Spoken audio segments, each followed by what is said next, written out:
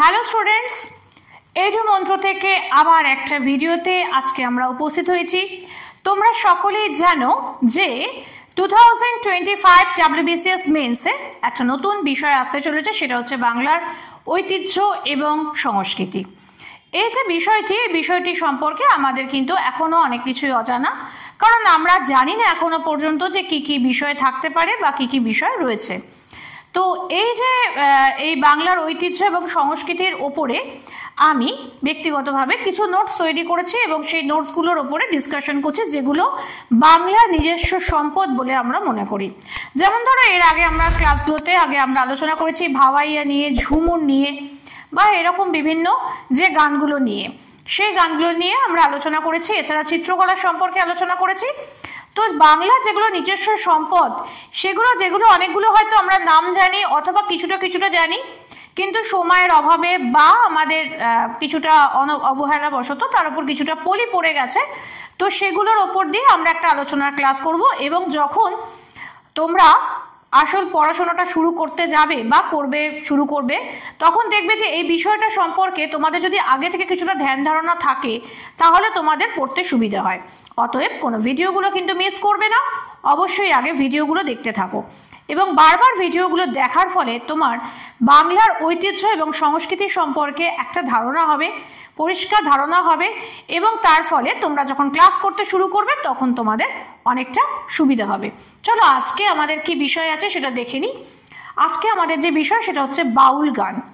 দেখো, বাউল গান সম্পর্কে আমরা মোটামুটি একটা ধারণা আছে, এবং এই সম্প্রদায় সম্পর্কে আমাদের ধারণা আছে যে বাউলে যারা পোশাক পরে, একটা লম্বা জোব্বা টাইপের পোশাক পরে, এবং একতারা বাজিয়ে একটা তারা গান গায়, এবং এই গানের যে সুরগুলো, সেই সুরগুলো আমাদের খুব ভালো লাগে, একদম যাকে বলে মাটির কাছাকাছি এনে ফেলে।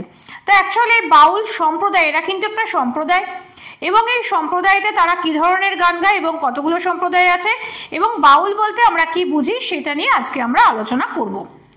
তো বাউল গানের সম্পর্কে আলোচনা করতে গিয়ে আমরা যেটা প্রথম দেখব, অষ্টাদশ শতাব্দীর শেষার্ধে উৎকৃষ্ট সঙ্গীত রচনাকারী রহস্যবাদী সাধক সম্প্রদায়েরা বাউল নামে পরিচিত। এই যে লাইনটা, এটা ভেরি ভেরি ইম্পর্টেন্ট, যে উৎকৃষ্ট সঙ্গীত রচনাকারী রহস্যবাদী সাধক সম্প্রদায়। তাহলে এখানে প্রশ্ন হচ্ছে যে আমাকে হঠাৎ করে রহস্যবাদী কথাটা বলা হলো কেন? এই কারণেই বলা হয়েছে যে এদের যে গানের যে বিষয়, সেই গানের বিষয়ের মধ্যে লৌকিক কথার অন্তরালে লুকিয়ে রয়েছে এক অলৌকিক তাৎপর্য। অর্থাৎ লৌকিক বিষয়গুলোর সঙ্গে সঙ্গে আমরা এখানে দেখব যে কিছু অলৌকিক বিষয়, মানে যেগুলো যত আমরা গানটাকে আরো যত শুনবো এবং যত গানটার ভিতরে ঢুকবো, তখন আমরা সেখানে দেখব যে তার মধ্যে একটা জড়িয়ে রয়েছে যে একটা অলৌকিক বিষয়। তো সেইখানে তখন আমরা দেখছি কি, যে এই সম্প্রদায় যারা, তারাই কিন্তু বাউল নামে পরিচিত। চৈতন্য উত্তরকালে বৈষ্ণব সহজিয়া ধর্ম এবং সহজিয়া মুসলিম ফকিরের যুগের পরবর্তী সময় বাউল সাধনার জন্ম। চৈতন্যদেবের পরবর্তীকালে, মানে চৈতন্য উত্তরকালে, চৈতন্যদেবের মৃত্যুর যে পর, সেটাকে বলা হচ্ছে চৈতন্য উত্তরকাল। এবং এই চৈতন্য উত্তরকালে আমরা যেটা দেখবো সেটা হচ্ছে কি, যে বৈষ্ণব যে সহজিয়া ধর্ম, মানে খুব ইজিয়েস্ট, যারা বলছে নগর কীর্তন বা নাম সংকীর্তনের মাধ্যমে ঈশ্বরকে পাওয়া যায়, তার জন্য খুব বেশি কিছু দরকার নেই, প্রয়োজন নেই, সেই বৈষ্ণব সহজিয়া ধর্ম এবং সহজিয়া মুসলিম ফকিরের যুগের, অর্থাৎ এদের যে এই যে বৈষ্ণব সহজিয়া ধর্ম আর অপরদিকে মুসলিম সম্প্রদায়ের মধ্যে সহজিয়া মুসলিম ফকির, এরাও কিন্তু এই একই কথা বলে গেছে যে ঈশ্বর সাধনার জন্য অনেক কিছু করার দরকার নেই। যেটা দরকার সেটা হচ্ছে খুব সাধারণভাবে যদি আমরা ঈশ্বরকে ঘরে বসে সহজ সরল ভাষায় নিজেদের বক্তব্য রাখি, তখনই কিন্তু সেখানে আমাদের ঈশ্বরকে পাওয়া যায়। অতএব এই ভাবনাটাকে, এটাকে বলা হয় সহজিয়া ভাবনা। এবং এই সহজিয়া ভাবনার মধ্যে দু ধরনের ধর্মই ছিল, একটা ছিল বৈষ্ণব এবং একটা ছিল মুসলিম, ইসলাম ধর্ম আর কি। যুগের পরবর্তী সময় এই বাউল সাধনার জন্ম হয়। বাউল সাধনার ক্ষেত্রে দেখো, দেহ ভজনার মাধ্যমে বাউলদের তত্ত্ব সাধনা সম্পন্ন হয়। অর্থাৎ এরা কি বলছে, এরা বলছে বাইরে থেকে কোনো আলাদা করে কোনো ঠাকুর বা আলাদা করে কোনো টোটেম রাখার কোনো প্রয়োজন নেই, মানে কোনো চিহ্ন বা সংকেত রাখার দরকার নেই। আমাদের যে শরীর, এই শরীরটাই হলো কি, যে ঈশ্বর, ঈশ্বরের আবাসস্থল, এবং আমাদের এই শরীরের ভিতরে যিনি বসে আছেন তিনি ঈশ্বর। অতএব সেখানে কি হচ্ছে যে এই ঈশ্বরকে এই দেহ ভজনের মাধ্যমেই আমরা কিন্তু তত্ত্ব সাধনা সম্পন্ন হয়। এবং বাউল সম্প্রদায়কে আমরা 4 ভাগে ভাগ করতে পারি। কি কি আছে? প্রথম হচ্ছে দেখো 1 নম্বর ধর্মতত্ত্ব অনুসারী বাউল বা সাধক বাউল, অর্থাৎ এরা কিন্তু ধর্মতত্ত্ব নিয়ে আলোচনা করে, মানে এদের যে গানগুলো বাউল গানগুলো, এই প্রত্যেকটা বাউল গানের বিষয় হচ্ছে কি ধর্মতত্ত্ব, ধর্মতত্ত্বর বিষয় নিয়ে এরা কিন্তু বাউল বা সাধক বাউল বলা হয়। দ্বিতীয় যারা তারা হচ্ছে গৃহবাসী বাউল, মানে অর্থাৎ এরা বিবাহিত গৃহী বাউল, এদের বিয়ে হয়ে গেছে এবং এরা বিবাহিত, এরাকে বলা হচ্ছে কি গৃহবাসী বাউল বা গৃহী বাউল।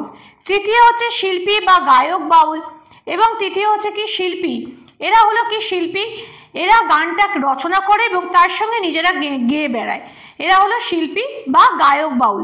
তার মানে দেখো এই যে আমরা আগে যে দুজনের কথা পড়লাম, তারা কিন্তু নিজেরা যে রচনা করেন তা নাও হতে পারে, অর্থাৎ তারা কিন্তু অন্য কোনো শিল্পী গায়ক বা গায়ক বাউলের যে গান নিয়ে তারা গাইতে পারে, কিন্তু এদের ক্ষেত্রে দেখা যাচ্ছে এরা হলো শিল্পী মানুষ, অর্থাৎ এরা নিজেরাই গান বাঁধে আবার নিজেরাই গানটা গায়। এবং চতুর্থ হচ্ছে কি অন্যান্য সম্প্রদায়ভুক্ত বাউল, এবং চতুর্থ যেটা আমরা পাবো সেটা হচ্ছে কি অন্যান্য সম্প্রদায়যুক্ত বাউল। এরা কি করছে যে এরা এই শুধুমাত্র যে এই 4 ধরনের আমরা দেখবো, এখানে বিভিন্ন সম্প্রদায়ের মধ্যে আছে যারা এই বাউল গান গেয়ে বেড়ায়, বাউলই এদের বলা হয়, কিন্তু সম্প্রদায়টা বিভিন্ন রকমের। ভক্তিমূলক বৈষ্ণব বা শাক্ত গানের ধারাপথ তথা দেহ তত্ত্বমূলক বাউল সাধনার কথা এই গানে ব্যঞ্জিত হয়। অর্থাৎ এখানে কি আমরা পাচ্ছি যে ভক্তিমূলক যে বৈষ্ণব এবং শাক্ত গানের ধারাপথ, অর্থাৎ বৈষ্ণব গানের মধ্যে আমরা দেখব সেখানে রাধা কৃষ্ণের প্রেমের মাধ্যম দিয়ে যে কথা আমাদের বলা হয়েছে, অর্থাৎ যে অলৌকিক তত্ত্ব আমাদের এখানে বলা হয়েছে, ঠিক সেইভাবে তার পরবর্তী ক্ষেত্রে আমরা দেখব শাক্ত গান। শাক্ত গানের ক্ষেত্রেও দেখা যাচ্ছে যে আগমনী বা বিজয়ার মধ্যে দিয়ে এক অলৌকিক বক্তব্য আমাদের মধ্যে প্রকাশিত হচ্ছে। যখন বৈষ্ণব গান বা শাক্ত গান আমি পড়াবো সেখানে আরো বেশি করে বোঝানো হবে এই ব্যাপারটা। তো এই বাউল সাধনার কথা এই ধরনের গানে ব্যঞ্জিত হয়। বাউল গানের মূল অনুভূতি কিন্তু বাংলার রাঙা মাটির অন্তঃস্থলকে স্পর্শ করে, অর্থাৎ বাংলার যে বাউলের যে গানের যে মূল অনুভূতি, সেই অনুভূতি কিন্তু বাংলার রাঙা মাটির গান। অর্থাৎ আমি প্রথমেই ভিডিওটা শুরু করার সময় একটা কথা বলেছিলাম তোমাদের, যে আমরা যখন পড়তে যাব, যখন বাংলার ঐতিহ্য এবং সংস্কৃতি পড়ার সময় আমরা দেখব যে বাংলার নিজস্ব কিছু সম্পদ আছে, যে সম্পদগুলো একান্তই বাংলা নিজস্ব, সেই সম্পদগুলোর ওপরে কিন্তু ভরসা করে এই জিনিসগুলো তৈরি হচ্ছে। অর্থাৎ বাউল গানের যে অনুভূতিটা, সেই অনুভূতি কিন্তু বাংলার রাঙা মাটির অন্তঃস্থলকে স্পর্শ করে। বাউল সাধকেরা তাই জগৎ এবং জীবনকে স্বীকৃতি দান করে এবং জীবনের অন্তর্লোকে দেহাতীত মনের মানুষের সন্ধান করে। তো দেখো আমি এটাও বলেছিলাম পড়াতে গিয়ে, আবারও একবার বলছি, রিপিট, সেটা হচ্ছে কি যে তারা যে তাদের নিজেদের দেহটা, এই দেহকে মনে করে যে তার সেই দেহই হচ্ছে সাধনার উপযুক্ত স্থল বা মন্দিরের মতন, এবং এই দেহের মধ্যে যে বসত করে, যে সেই মনের যে ভেতরে ঈশ্বরের স্বয়ং বসবাস। তাই আমি শরীরকে যদি ভালো রাখি, তাকে যদি পবিত্র রাখি, তাহলেই কিন্তু ঈশ্বরের সন্ধান পাওয়া যাবে। ঈশ্বরের সন্ধান করার জন্য আমাকে বাইরে কোথাও যেতে হবে না। তো এখানেও সেই একই কথা, যে তাই জগৎ এবং জীবনকে স্বীকৃতি দান করে দেহ এই জীবনের অন্তর্লোকে দেহাতীত মনের মানুষের সন্ধান করেন। বাউল গানের এই মরমিয়া রূপটি রবীন্দ্রনাথ অনুধাবন করতে পেরেছিলেন, সেজন্যে তার মধ্যেও এই তার অন্তঃপর্বের গানে বাউল সুরের প্রাধান্য লক্ষ্য করা যায়। একটুখানি আমি মাঝখানে ব্রেক নেব এবং এখানে বলে রাখি যে আমাদের কিন্তু মিসলেনিয়াসের মেন্সের কিন্তু ক্লাস শুরু হয়ে গেছে। দেখো ওপরে স্ক্রিনে দেওয়া নম্বর আছে, সেই নাম্বারে তোমরা যোগাযোগ করো, এবং এখানে আমরা দেখব কি যে তোমাদের যেটা যে সুবিধাগুলো আমরা দিতে পারি, সেই সুবিধাগুলো হলো যে প্রথম কথা একদম পকেট ফ্রেন্ডলি ফিজের মাধ্যমে তোমরা ক্র্যাক করতে পারো মিসলেনিয়াস। দ্বিতীয়ত প্রত্যেকটা বিষয়ের জন্য অভিজ্ঞ টিচার্স আছে, যারা তোমাদেরকে বিষয়গুলো তো বুঝিয়ে দেবেনই, তার সঙ্গে সঙ্গে যেটা করবেন সেটা হচ্ছে ডাউট ক্লিয়ার করে দেবেন এবং প্রত্যেকটা বিষয়ের অথেন্টিক নোটসগুলোও দেবেন।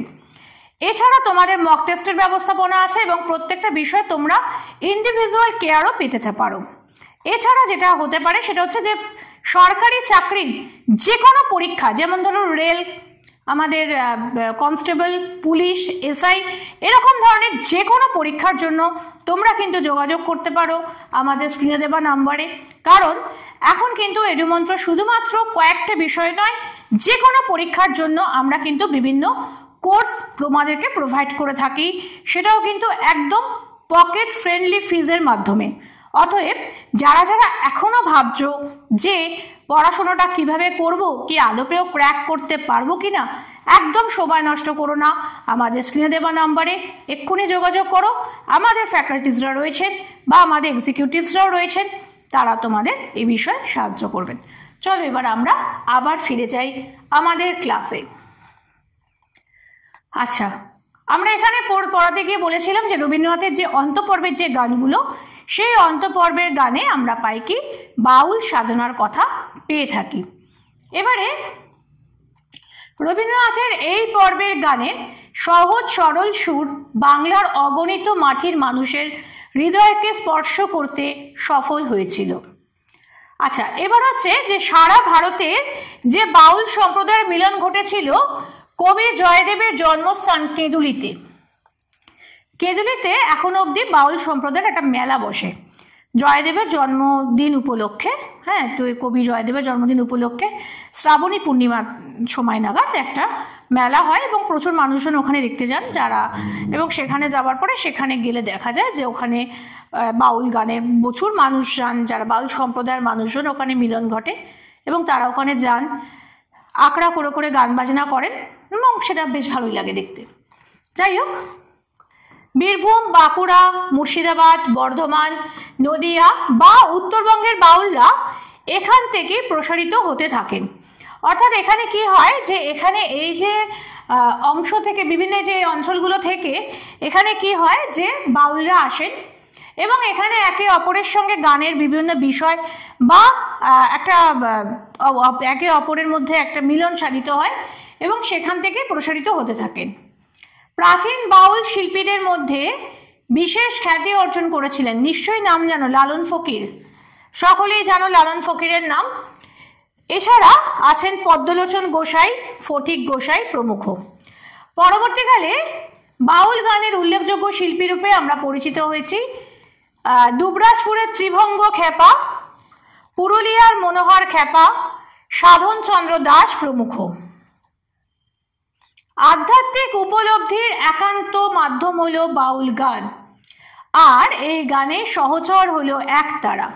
তো সুতরাং আমরা দেখছি যে আগেও বলেছি যে বাউল গান যখন আমরা শুনবো তখন দেখা যাবে যে লৌকিক বিষয়ের অন্তরালে এখানে কিন্তু একটা অলৌকিক বিষয় রয়েছে এবং সেই অলৌকিক বিষয়গুলোর মধ্যে আমরা কি কি পাবো, যে আধ্যাত্মিক যে উপলব্ধি, সেই উপলব্ধির একান্ত মাধ্যমই হচ্ছে কিন্তু বাউল গান। এবং এই বাউল গানে যেটা অবশ্যম্ভাবী লাগে সেটা হচ্ছে কি একতারা। ধর্ম এবং জাতপাতের সংকীর্ণ গণ্ডি অতিক্রম করে মনুষ্যত্বের পরম সত্যের উপলব্ধি এই সাধনার অঙ্গ। এখানে অন্তরের আমির সঙ্গে বাইরের আমির নিবিড় যোগ সাধনা লক্ষিত হয়। অর্থাৎ একটা হচ্ছে আমার অন্তর্জগৎ, মনোজগৎ, আর একটা বাইরের আমি, যে আমিটা বাইরের সঙ্গে নিরন্তর আমরা চলাফেরা করি। আচ্ছা, এবারে হচ্ছে যে দেখো যে তার ফলে পরমাত্মা এবং জীবাত্মার মিলন গান সংগঠিত হয় বাউল গানের আধারে। সেই জন্যে বাউল সাধনাটায় ধ্বনিত হয়, কে গড়েছে এমন ঘর, ধন্য কারিগর, ঘরের মাপ 14 পোয়া, 14 ভুবন তার ভিতর। তো আমরা সেই কারণে তাহলে কি বলছে যে বাউল সাধনা, দেখো এই যে কথাটা বলা হয়েছে, কে গড়েছে এমন ঘর, ধন্য কারিগর, অর্থাৎ এই ঘর বলতে আমাদের ইট কাঠ পাথর দেবা এই ঘর নয়, এই ঘর হচ্ছে আমার উপলব্ধির ঘর। যে ঘরটা তৈরি করেছে সে হচ্ছে সেই কারিগর ধন্য। কেন? ঘরের মাপ হচ্ছে 14 পোয়া আর 14 ভুবন তার মধ্যে আছে। অর্থাৎ আমার দেহের যে মাপ, সেই মাপটা তো এই একই। এইটুকুনি মাপের মধ্যে, সেই 14 পোয়া যে ঘরের মাপ, তার মধ্যে কিন্তু 14 ভুবন সবকিছুই কিন্তু আমাদের রয়েছে। অতএব এই ছিল আজকে আমাদের বাউল গানের বিষয়। আমার ভিডিও ভালো লাগলে অবশ্যই লাইক করো, বন্ধুদের মধ্যে শেয়ার করো, এবং যে কোনো রকমের প্রশ্ন থাকলে কমেন্ট করতে একদম ভুলো না। এবং তার সঙ্গে যেটা করতে হবে সেটা হচ্ছে যে চ্যানেলটিকে, এডুমন্ত্র চ্যানেলটি আমাদের, এই চ্যানেলটিকে তোমার সাকসেসের পথে এগিয়ে যাওয়ার কারণে পাশে রাখার জন্য অবশ্যই সাবস্ক্রাইব করতে হবে এবং তার সঙ্গে বেল আইকনটি প্রেস করে দিতে হবে। বেল আইকনটি প্রেস করে রাখলে যে কোনো ভিডিও প্রথমেই তোমাদের কাছে এসে উপস্থিত হবে এবং তোমরা তোমাদের জীবনের সাফল্যের পথে আরও এক ধাপ এগিয়ে যাবে। আজকের জন্য এইটুকুনি। ফিরে আসবো খুব শিগগিরই বাংলার ঐতিহ্য এবং সংস্কৃতির ওপর অন্য কোনো ভিডিও নিয়ে।